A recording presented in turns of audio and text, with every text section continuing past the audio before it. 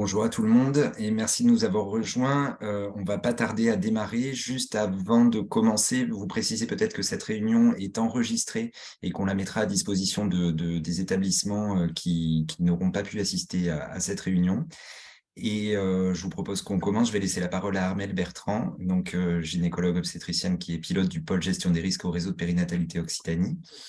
Et voilà, on va dérouler le PowerPoint et on se gardera un petit temps à la fin de l'intervention pour répondre à vos questions. Voilà. Oui, donc on voulait faire le point en cette fin d'année pour faire un peu le bilan de tout ce qu'on a pu faire en 2022 avec vous sur le thème de la gestion des risques et puis vous proposer nos idées et plans pour 2023.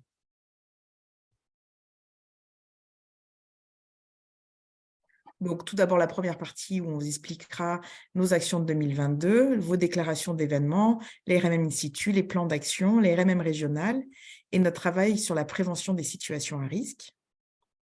Et ensuite, en 2023, les thématiques que nous avons choisies, donc la mortalité maternelle, les asphyxies périnatales, les outborns et les morts fétales in utero à terme. Alors, qu'avons-nous fait en 2022 ? Tout d'abord, c'est vous qui avez déclaré des événements indésirables qui sont survenus dans les établissements. Et donc, on vous avait proposé, dans une réunion à peu près à la même époque l'an dernier, de déclarer tous ces événements-là. Donc, que ce soit un accouchement non prévu, une dame qui a été transférée pour une embolisation, un décès maternel ou fœtal. Donc, vous pouvez, si vous le souhaitez, les déclarer sur le site du réseau. Donc, vous avez été 23 maternités sur les 40 à en déclarer et il y a eu une cinquantaine d'événements qui ont été déclarés, certains qui étaient plutôt mineurs, d'autres considérés comme majeurs et il y en a eu 11 qu'on a considérés comme critiques, c'est-à-dire avec des événements indésirables graves. Vous nous avez sollicité dans 21 cas et puis nous sommes intervenus pour faire des RMM in situ dans 11 cas. Les thématiques, c'était surtout des problématiques de transfert et pour les cas critiques, c'était surtout des problèmes d'asphyxie périnatale. Donc, les 11 fois, nous sommes déplacés, soit pour faire une vraie RMM in situ avec la méthode alarme, etc., soit pour reprendre les situations sur des dossiers compliqués. À chaque fois, on sort des réunions avec 3 à 6 plans d'action en moyenne. Parfois, ça a été un petit peu plus, mais pour qu'ils soient vraiment tenus, on décide qu'est-ce qui a été vraiment important comme dans cette histoire qui fait qu'on a besoin de faire mieux la prochaine fois ou de travailler sur ce domaine-là. Donc, on va vous donner quelques exemples des plans d'action qui ont été décidés lors de nos différentes RMM in situ. Donc, tout d'abord, des plans sur l'organisation. Il y a eu plusieurs endroits où on s'est rendu compte que quand on a, par exemple, une réanimation néonatale un peu difficile, que tout le monde est occupé, finalement, on oublie de récupérer les PH ou on met un petit peu de temps à les récupérer ou à donner les résultats, etc. Donc ça a été un plan d'action décidé dans certains établissements, comment améliorer le délai de récupération des PH. Je vous ai souligné en jaune des choses récurrentes, c'est-à-dire faire le point avec les SAMU, soit pour l'orientation des femmes en primaire, soit pour l'accompagnement des patientes qui avaient besoin d'un travail, d'un lien entre 2 établissements. Donc ça, on a ensuite regroupé tous nos plans d'action par thématique et dans la thématique organisation, vous avez ces exemples-là.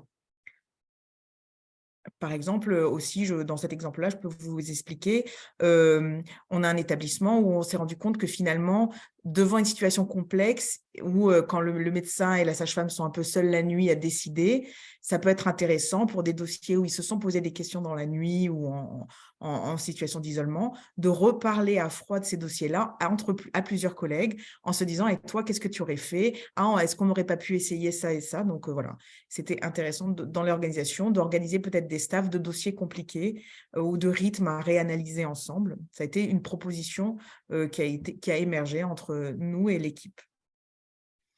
Ensuite, une autre thématique de plan d'action, c'était des protocoles, parce qu'on a tous des protocoles pour tout, mais parfois on se rend compte, bah, tiens, là, il nous aurait manqué ce protocole-là. Donc, intéressant, 2 fois, il y a eu des établissements où ils se sont retrouvés en difficulté dans des situations de suractivité. Et on a proposé de faire un protocole sur activité. Donc, ça peut sembler un peu bizarre, mais je vais vous montrer sur la diapo suivante. Un exemple, c'est la fiche qui a été faite par la SFAR, gestion d'une situation de crise. Et ben là, les points qu'on peut citer en cas de crise, donc par exemple de suractivité, travailler en équipe, désigner un leader, répartir les rôles, distribuer le travail, mobiliser les ressources, ben, comment est-ce que je peux faire? Et donc, ça, c'était un exemple, mais chaque établissement a pu travailler. Il y a un des 2 établissements qui m'a dit qu'il avait fini son protocole sur comment faire en cas de suractivité. Parce que du coup, c'est vrai qu'on peut facilement se perdre, se noyer, etc. Donc également, il y a eu plusieurs dossiers où il y avait peut-être besoin de rappels sur les bonnes pratiques d'utilisation de l'ocytocine, où il y avait peut-être des dossiers où on avait tendance à, devant des anomalies du rythme, une présentation un peu haute, à vouloir accélérer la fin de travail, monter l'ocytocine, qui a peut-être, dans certains cas, aggravé un peu l'hypoxie. Donc, c'était intéressant de redire à quel moment j'utilise l'ocytocine. Est-ce que je ne peux pas changer un petit peu mes pratiques en refaisant le point sur les dernières recommandations? Intéressant aussi, c'était pour des bébés qui ont une asphyxie périnatale, un pH inférieur à 7,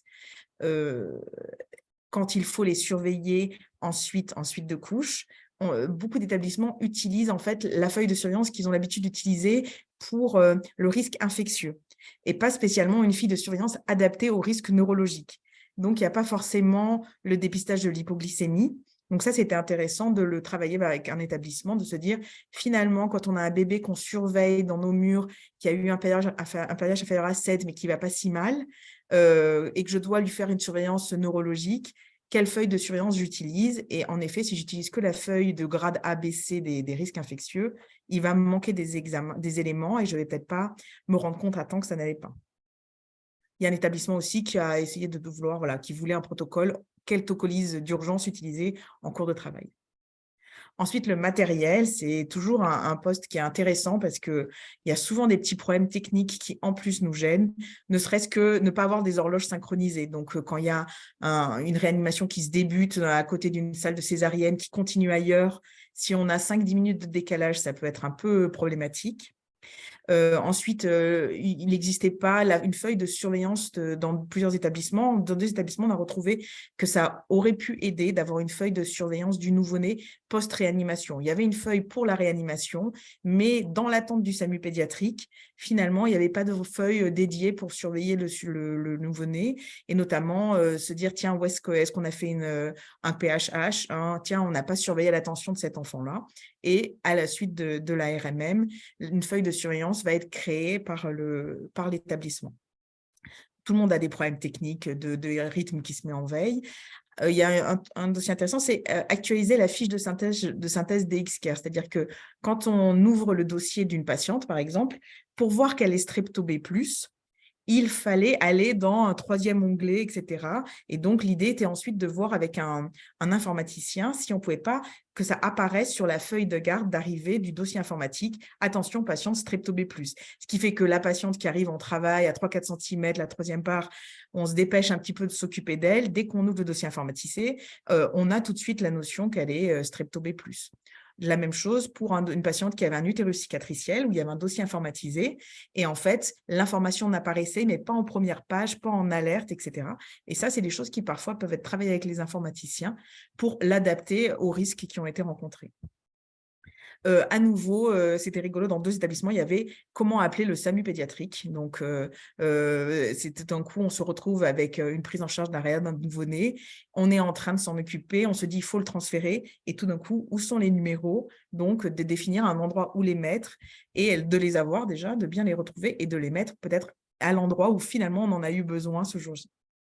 Dans la communication, 2 fois, et je pense que c'est une situation obstétricale qu'on a tous rencontrée, sur une présentation haute avec anomalie de rythme, on peut avoir des fois une équipe qui se dit « Oh là là, et le bébé est haut et j'ai un rythme qui s'altère, je commence à faire pousser et puis j'appelle le gynéco et à ce moment-là, quand le gynéco arrive, la dame pousse depuis un certain temps, le rythme s'est peut-être aggravé, on s'engage tout de suite dans une naissance voix basse parce qu'on a commencé comme ça et peut-être que du coup, c'est une présentation à 5 litres ou bien une occipito sacrée qui va être difficile à sortir et on n'aura pas tellement ce temps de discussion, de communication parce qu'on sera déjà lancé dans l'action. Donc, dans ces dossiers-là, et je suis sûre que tout le monde en a eu, c'est un peu, à mon avis, un piège classique de l'obstétrique, se poser la question de vraiment réfléchir ensemble avant de débuter des efforts expulsifs. Est-ce que je débute des efforts expulsifs? Est-ce que je fais le point vraiment sur ma présentation, éventuellement à l'aide d'une échographie, sur mon engagement, éventuellement à l'aide d'une échographie, et surtout, on en discute ensemble. Et ça, c'est très difficile pour les centres, notamment où les obstétriciens sont d'astreinte, où il y a toujours un peu une urgence en attendant qu'il arrive, mais en tout cas d'en parler. Des fois, on a eu un dossier où la sage-femme savait que la présentation était en occipito-sacré, peut-être la communication n'a pas été transmise ou avait un doute sur le fait que c'était une occipito-sacré. Donc, c'est important dans ces situations d'urgence de pouvoir avoir des éléments clairs et de décider ensemble si possible. Avec le SAMU, vous voyez, c'est un peu un sujet qui nous a interpellés parce qu'il a été présent dans plein de plans d'action. Et ça, du coup, c'est nous qui l'avons pris à notre charge comme plan d'action, c'est-à-dire travailler avec les SAMU. Qu'est-ce que je fais pour une patiente qui, en primaire, appelle, elle saigne, elle contracte, etc. Va-t-elle dans la maternité qui la suit, la maternité la plus proche de chez elle, et la maternité ou la maternité de type adapté à son terme? Et ça, c'est des questions qui sont difficiles. Et pareil, ce n'est qu'à l'aide de communication, peut-être en faisant des communications à 3 entre 2 centres qui pourraient l'accueillir et le SAMU en fonction de leur disponibilité, qu'on pourrait essayer d'avoir la réponse la plus adaptée. Donc ça a été des plans d'action qui ont été soulevés et que nous sommes en train de travailler en ce moment avec le pôle transfert du réseau sur comment discuter avec les SAMU. Voilà. Ensuite, bien sûr, à l'issue de ces RMM, on s'est rendu compte qu'il fallait que l'équipe se remette à jour, notamment, alors c'est intéressant parce que y a plein de maternités qui sont articulées avec le bloc opératoire, c'est-à-dire que les césariennes se font avec des IBOD. Parfois, il peut y avoir une réanimation d'un nouveau-né, on va demander à l'IAD d'intervenir. Il y a même un établissement qui demande de l'aide aux infirmiers des urgences dans ces cas-là. Et tout ce personnel-là n'a pas forcément l'habitude de réanimer un nouveau-né ou de prendre en charge une urgence obstétricale. Et c'est important qu'ils participent à ces formations-là parce que ce sont ceux qui sont le plus marqués quand il y a un événement traumatique qui survient parce qu'ils n'ont pas de formation et se sentent des fois un peu impuissants. La formation à la réa néonate, c'est toujours intéressant et parfois on nous a même demandé une formation pour pas l'urgence de la réanimation néonate, mais un peu une formation pour la stabilisation en attendant l'équipe du SAMU pédiatrique. Ensuite, sinon dans la formation, il y avait aussi la diffusion, de faire un petit rappel sans que ce soit une vraie formation, mais tiens, on a eu une rupture utérine, ça serait pas mal de juste faire un petit rappel à tout le monde sur quels sont les signes les signes précurseurs. Ensuite, la formation à l'analyse d'urine cardiaque fétale, c'est toujours intéressant parce que ça bouge un peu tout le temps. Et après, on a mis dans des plans d'action structurels, bon, c'est des choses où on les met, mais on sait que ça va être compliqué. Néanmoins, on pense que c'est important de le mettre dans le plan d'action qui souvent est enregistré par le service qualité. C'est, par exemple, il y a des établissements où il y a la salle de césarienne, code rouge, qui est assez à distance de la salle de naissance du fait des contraintes architecturales. Et c'est quand même important de signaler que peut-être ça peut avoir un rôle dans l'événement indésirable qui est survenu et que du coup, même si ça ne va pas être changé dans un coup de baguette magique, que ça peut être rediscuté. De la même façon, un établissement où ils ont du mal à assurer des gardes H24 avec un pédiatre, eh ben, ce serait bien qu'il y ait un pédiatre, même si ce n'est pas parce qu'on l'écrit que ça fait partie de ces plans d'action qu'on va avoir du mal à vraiment pouvoir être sûr qu'ils auront lieu. Mais en tout cas, ça nous semblait important de les décrire. Donc, vous voyez, là, les RMM in situ, c'était très intéressant et on voulait un petit peu partager avec vous, là, je n'ai pas détaillé, mais les plans d'action qui ont découlé parce qu'on trouvait que ça peut servir à d'autres. C'est-à-dire que peut-être que vous dites « Ah oui, c'est vrai que nos horloges ne sont pas synchronisées. » Ça, c'est vrai, il faudrait qu'on le fasse. Et on vous propose, à l'issue de cette réunion, on vous fera parvenir une sorte de petit poster synthétique avec toutes les actions. Comme ça, si vous voulez checker un peu vous, tiens, ça, moi, ça, c'est vrai que ça, on pourrait faire le point sur ce dont je vous ai parlé, la surveillance post-réanimatoire du nouveau-né ou bien la surveillance neurologique du nouveau-né. Ça peut peut-être vous donner des idées pour faire des actions dans votre établissement. Ensuite, voici quelques petits mots sur les RMM régionales. Vous savez que l'an dernier, Benjamin, l'an dernier, en 2022, notre objectif, c'était 4 RMM régionales. On les a faites. Notre objectif, c'était de circuler et on a rencontré les 4 niveaux 3 de la région. Donc, à chaque fois, vous étiez de plus en plus nombreux à venir ou à vous connecter. Vous étiez assez contents des thèmes qu'on vous a présentés. Donc, on a préféré regrouper par thème pour essayer d'obtenir justement derrière un plan d'action un peu harmonieux. Donc, à l'issue de la première RMM, on a fait un protocole transfert complexe que vous pouvez trouver sur le site du réseau. Asphyxie périnatale, il y a le protocole hypothermie qui est en cours de finalisation. Et placenta prévia et transfert, il est fait, il est en cours de validation par le conseil scientifique qui sera bientôt sur le site. Donc, vous pourrez, comme ça, petit à petit, notre but, c'est que petit à petit, les RMM que nous faisons soient utiles à tous. Et la dernière RMM, c'était à Perpignan, qu'on remercie encore de nous avoir accueillis. Et c'était un petit point sur les infections périnatales. Donc là, on n'a pas vraiment un plan d'action qui s'en est tiré, mais peut-être, pourquoi pas, travailler un protocole inhalation méconiale, à voir un petit peu. Et aussi, grâce à ces RMM, notamment transfert complexe, on a vraiment compris l'intérêt de travailler avec les SAMU, parce que des fois, on décide dans notre coin, ah oui, il faudrait transférer, je ne sais pas, par hélicoptère, et puis les SAMU nous disent, non, mais pour nous, l'hélicoptère, dans cette situation-là, il n'est pas du tout adapté, on ne gagne pas de temps, et donc c'est important de vraiment travailler avec eux, parce qu'on a besoin d'eux, et ils ont aussi besoin de nous.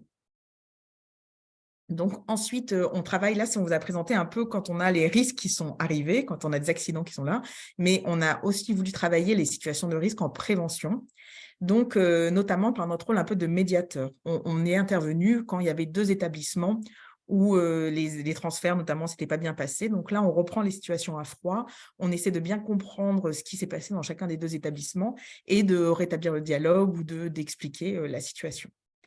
On peut avoir également eu des difficultés entre un établissement et le moyen de transfert, donc que ce soit le SAMU ou l'ambulance privée, une ambulance qui n'arrive pas. Et donc là, en les connaissant, parce qu'en fait, c'est des organisations qui sont très différentes d'un département à l'autre, et également, donc selon si on a un GHT qui nous permet d'avoir une ambulance facilement, selon si on a un département où il y a une seule ambulance le dimanche, ce n'est pas du tout la même façon. Donc, on apprend petit à petit à connaître les SAMU et les organisations de transfert pour pouvoir s'adapter et puis se travailler ensemble.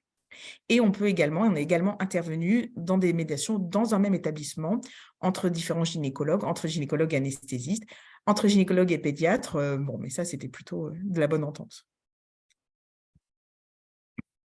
Ensuite, dans le deuxième volet de la prévention des situations à risque, on a voulu savoir comment est orientées les femmes enceintes en fonction de leur risque. Vous savez, les types 1, 2, 3, c'est en fonction du risque pour les enfants, mais il n'y a pas vraiment de critères objectifs pour les femmes enceintes. C'est-à-dire qu'on peut être un type 1, mais avoir une réanimation maternelle, et on peut être un type 2 et pas forcément avoir des soins intensifs ou une réanimation maternelle. Donc déjà, on voulait en savoir, et donc plusieurs d'entre vous ont été déjà un peu appelés pour qu'on fasse le point sur un questionnaire pour savoir est-ce que vous prenez en charge des patientes de tel âge, est-ce que vous prenez en charge des patientes qui ont antécédent d'hémorragie, savoir ce que vous faites, et ensuite, comment est-ce que vous êtes organisé, comment est la géographie des lieux, comment est votre organisation de qui est de garde, d'astreinte, etc. Est-ce que vous avez des IBOT qui viennent, est-ce qu'il y a des gens sur place, et pour ensuite vous aider à dire, bon, ben, en effet, je comprends, ça peut être un peu difficile de prendre en charge une patiente à haut risque d'hémorragie puisque vous êtes isolé, l'hélicoptère ne vole pas la nuit dans votre région. Enfin, voilà, vraiment, en allant jusqu'au bout pour essayer de définir avec vous, oui, en effet, il vaut mieux que vous ne sélectionnez que tel type de patient pour accoucher chez vous. L'autre point positif, c'est que ça nous a permis déjà de faire des échanges d'expériences, c'est-à-dire qu'une maternité était embêtée pour prendre en charge des patientes à risque d'hémorragie parce qu'ils nous disaient, mais nous, en fait, on a très peu de sang en réserve et quand on veut commander du sang, ça met plus d'1 heure pour arriver et du coup, on n'est pas en sécurité pour accoucher ces patientes. Et bien, on l'a dit, regardez, une autre maternité qui a exactement la même taille, la même structure que vous, la chance d'en avoir 40, on finit toujours par trouver une jumelle, eux ont 6 culots et du PFC ou du Plio, vous savez, le plasma lyophilisé. Et du coup, hop, en faisant cette participation-là, ils ont pu augmenter leur nombre de culots et donc dire qu'une patiente qui a un antécédent d'hémorragie pourrait accoucher chez eux. Donc, ça permet à ces patientes-là de ne pas avoir à errer de maternité à maternité jusqu'à qu'elles trouvent celles qui veulent bien la prendre. Voilà. Donc, ça fait partie de notre pôle, le bilan de 2022. Donc, c'était déjà très intéressant, vous avez vu, on s'est vraiment régalé à vous rencontrer et puis à pouvoir vous soutenir comme vous pouvez. Et on a plein d'idées pour 2023. Donc, l'idée, c'est qu'on choisisse 4 thématiques. C'est-à-dire que là, vous avez vu, tout le monde pouvait un peu nous déclarer tous les événements. Mais on s'est dit qu'il y avait 4 thématiques qui nous intéressaient à vraiment suivre de près. Et notre but serait que pour chaque thématique, on obtienne l'exhaustivité des dossiers. C'est-à-dire que quand vous avez une mort maternelle, par exemple, vous pensiez à nous en disant, tiens, on pourrait signaler au réseau et puis ils vont faire ce qu'il faut faire. Quand vous avez une asphyxie sévère, vous dites, ben, tiens, on pourrait signaler au réseau, ça va servir à quelque chose. Nous, ça nous permet, donc, si on obtient l'exhaustivité de dossier, de pouvoir suivre les indicateurs, de se dire, par exemple, ah ben, le nombre d'outbound dans la région est de tant de pourcents. Eh ben, grâce à nos actions, il diminue. Et maintenant, il y a de plus en plus d'enfants qui naissent au bon endroit. Et pour ça, on va falloir faire des actions. Comment faire des actions? En étudiant les dossiers. Pourquoi y a-t-il eu cette outborn? Est-ce que c'est une patiente qui a été transférée en niveau 3 puis retransférée vers chez elle et en fait, elle a accouché, elle n'a pas eu le temps d'être transférée? Est-ce que c'était parce que l'ambulance a mis 4 heures à venir et elle a échappé la tocolyse? Est-ce que c'était parce que c'était une grande vulnérabilité psychosociale et qu'elle n'avait pas eu d'information? Donc, en comprenant pourquoi il y a eu un outborn, on peut proposer un plan d'action et ensuite diffuser des recommandations. Donc, à chaque fois, sur ces 4 thématiques-là, on a envie de travailler de la même façon, que vous nous présentiez vos dossiers, qu'on suive les indicateurs et qu'on les étudie pour pouvoir vous proposer un plan d'action et des recommandations. Donc, voici les 4 indicateurs. Tout d'abord, les morts maternelles. Donc là, ça c'est déjà, il y a heureusement un nombre pas très important quand même de morts maternelles. Et puis, quelque part, c'est déjà fait, vous savez, je vais vous parler un petit peu plus en détail du comité d'études des morts maternelles. Ensuite, nous avons envie de lancer l'indicateur les asphyxies périnatales, puis les outborn cet été, et en fin d'année, les morts fœtales in utero. Donc, voilà pourquoi. Donc, les morts maternelles. Vous savez qu'on doit déclarer nos morts maternelles à l'INSERM parce qu'ils font une enquête nationale confidentielle sur les morts maternelles et ils sortent un rapport, là, le dernier est sorti en 2021, en fin d'année 2021, qui reprenait tous les dossiers qui sont de morts maternelles survenus entre 2013 et 2015. Donc, c'est toutes les morts survenues dans l'année qui suit la naissance en lien avec la grossesse. Ensuite, les établissements signalent leurs morts maternelles et ensuite, le CNEM missionne un couple de gynéco ou de sage-femme avec un anesthésiste qui va reprendre le dossier à froid, faire le point, répondre à tout un questionnaire pour essayer de vraiment comprendre ce qui est survenu, qui a abouti au décès. Cette enquête est ensuite adressée à des experts qui vont analyser tous les cas cliniques et dire que cette patiente est morte du fait d'une embolie pulmonaire, elle est morte à cause d'une complication d'une maladie cardiovasculaire, d'un suicide. Et ensuite, chaque dossier, ils vont pouvoir analyser est-ce que c'était évitable ou pas, est-ce qu'on aurait pu faire mieux. Et à la suite de ça, ils émettent des recommandations. Et donc, nous, c'est très intéressant parce que c'est un peu comme si c'était d'après la vraie vie, quoi, hein. Donc, si vous pouvez accéder à l'enquête périnatale, enfin à l'enquête des morts maternelles, vous pouvez y aller sur Internet et vous pouvez lire toutes les histoires qui sont toujours qui terminent toujours mal, mais à chaque fois, ça vous fait tilt. Ah oui, tiens, ça me fait penser.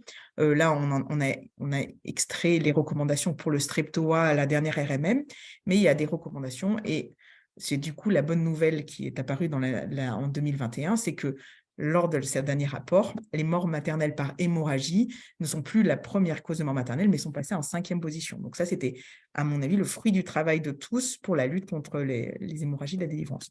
Donc ça existe déjà au niveau national et nous, on est juste un petit maillon pour adresser à l'INSERM des dossiers de mort maternelle pour qu'ils puissent ensuite faire leur travail. On s'est dit, ce serait intéressant de faire la même chose pour les asphyxies et les bébés qui meurent d'asphyxie ou qui sont gravement handicapés du fait d'une asphyxie périnatale. Ça, c'est déjà fait ailleurs. Donc, là, c'est un papier sur « Every case of asphyxia can be used as an early example » parce qu'on pense que tous les cas où c'est une chaîne tellement compliquée, il peut y avoir, on peut s'en servir comme exemple. Et à côté, vous voyez, c'est Each Baby Count, c'est le programme des Anglais. Ils se sont rendus compte qu'en faisant une politique nationale de lutte contre les asphyxies à tous les niveaux, on pouvait réduire le nombre d'enfants qui décèdent ou qui aura des séquelles sévères du fait d'une hypoxie. Donc, l'asphyxie périnatale, c'est très intéressant parce que c'est à la fois le côté obstétrical et le côté pédiatrique. Il va y avoir au niveau de la prise en charge d'une maman tout ce que peut impliquer, par exemple, une dame qui arrive avec un HRP, ce sera l'urgence thérapeutique. Un rythme cardiaque fœtal à interpréter, ça va être aussi un moment clé où on peut interpréter bien ou pas. L'équipe multidisciplinaire, avec ce que je vous expliquais tout à l'heure, l'articulation avec le bloc opératoire, l'organisation de la structure selon si les gens sont astreints ou pas, la communication qui sera hyper importante. Et une fois que survient l'accident, l'asphyxie périnatale, la chaîne de soins continue parce que derrière, l'enfant va être pris en charge par des pédiatres qui ne sera pas forcément dans une équipe habituée à une grosse réanimation pédiatrique. Il va falloir ensuite transférer cet enfant, qu'il aille dans le bon système de soins. Et donc, il y a tout le long la possibilité d'avoir des soins substandards ou non optimaux.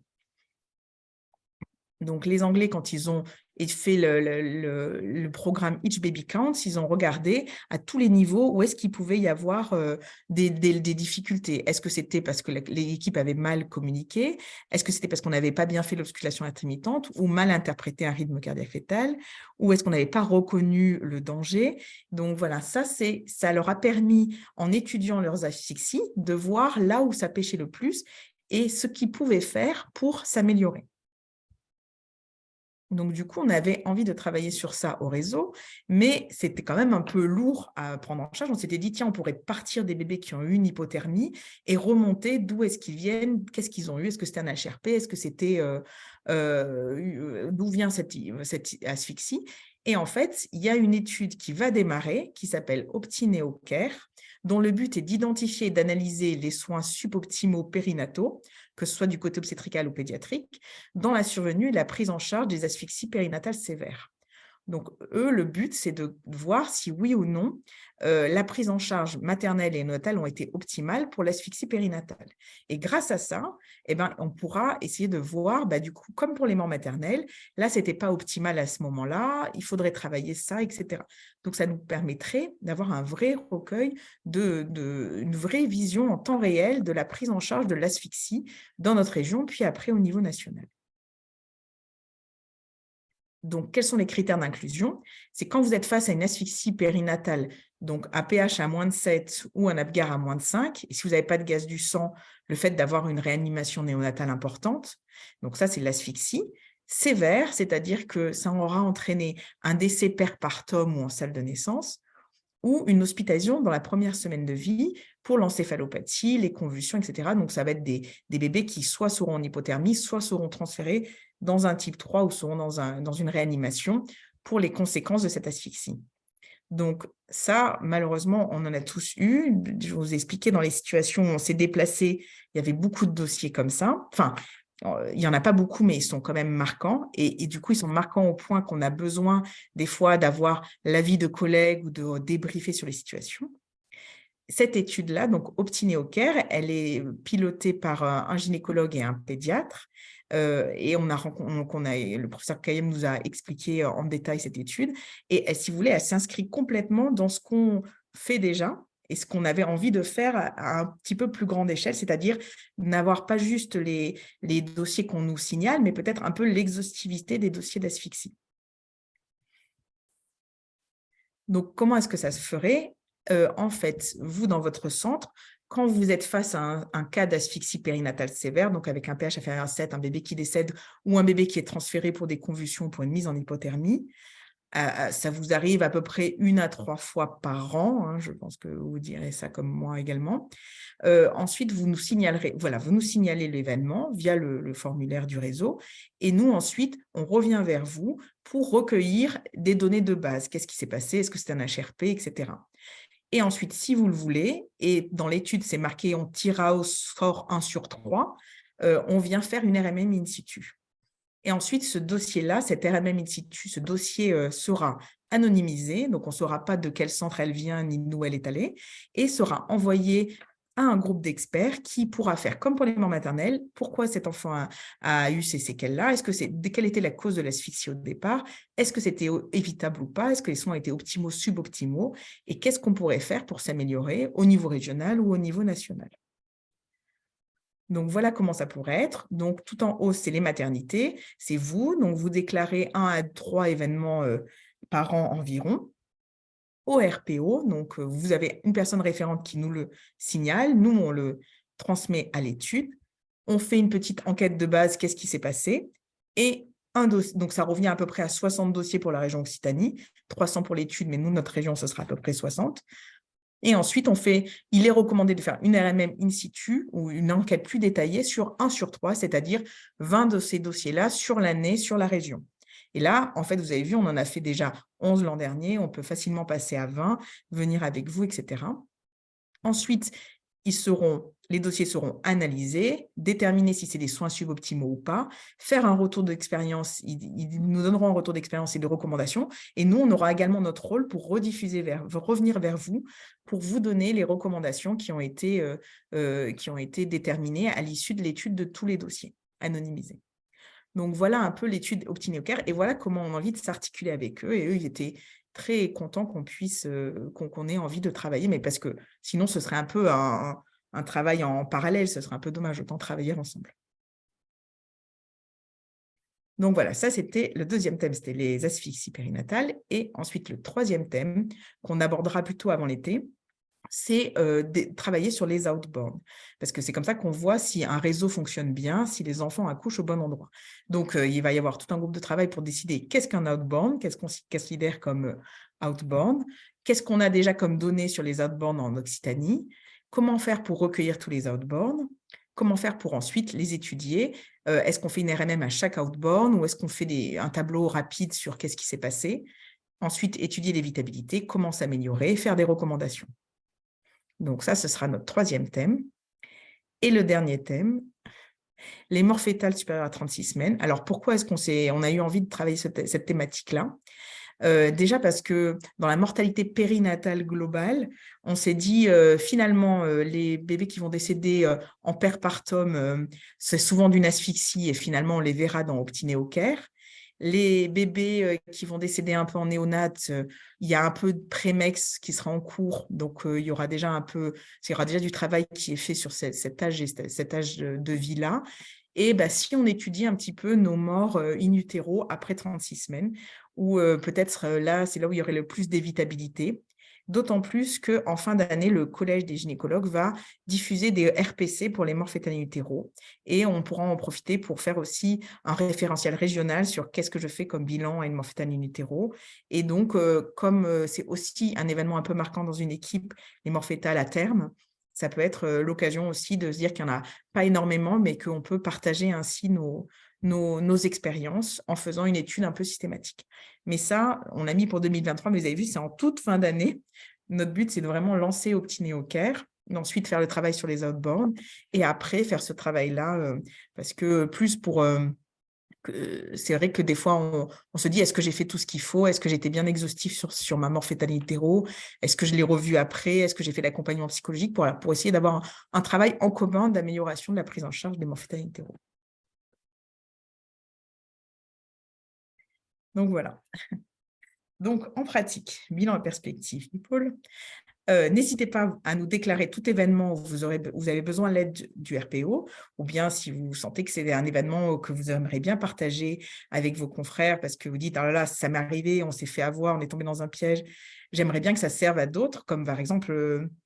Vous savez, le cas qu'on a présenté sur le streptoa, c'est vrai que quand on en a entendu parler, on y pense quand on rencontre une patiente, on se dit « Tiens, est-ce que ça ne serait pas ça aussi ?» Donc là, Benjamin vous a mis le flashcode qui vous amène au lien habituel qui est également sur le site du réseau pour pouvoir déclarer. Et ensuite, on voulait savoir si vous êtes d'accord pour participer à l'étude Optinio-Care, parce que nous, on peut faire tout ce travail-là, mais à condition que vous soyez motivé, que vous pensiez comme nous que c'est très intéressant d'étudier les asphyxies périnatales et motivé pour faire l'effort, parce que c'est quand même un effort, de venir signaler les cas qui vous arrivent pour qu'on vous aide ensuite à les inclure dans l'étude et à les analyser. Donc, Benjamin vous a mis le flash code pour pouvoir nous répondre. Si vous nous dites que vous êtes intéressé, c'est pas mal de nous signaler quel serait votre référent, c'est-à-dire celui à qui on pourra envoyer des mails obstétricien et pédiatrique. Et ensuite, si vous voulez plus de précision, on peut vous mettre en relation avec les membres de l'équipe et on peut vous répondre aussi individuellement en fonction de ce qu'on a compris de l'étude.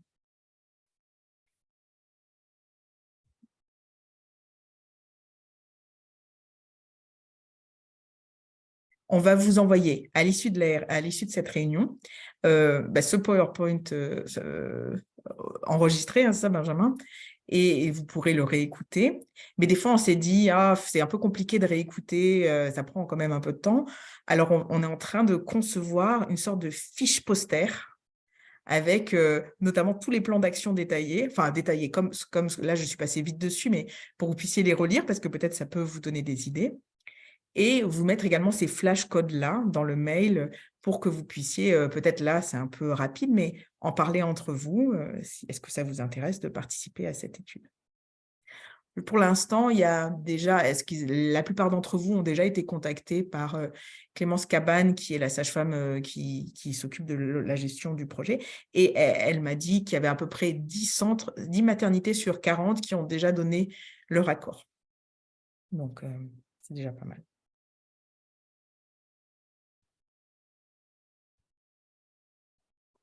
Et on a Benjamin, fini ça va, j'ai pas peut-être, été. oui, c'est parfait, on a fini peut-être un peu plus tôt que prévu, donc si vous avez des questions, ça peut être l'occasion de les aborder avec vous maintenant.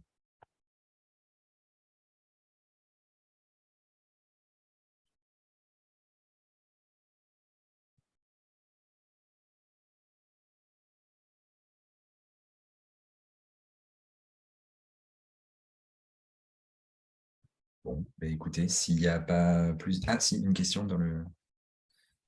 Pas de questions pour agir. OK. Joseph, tu peux.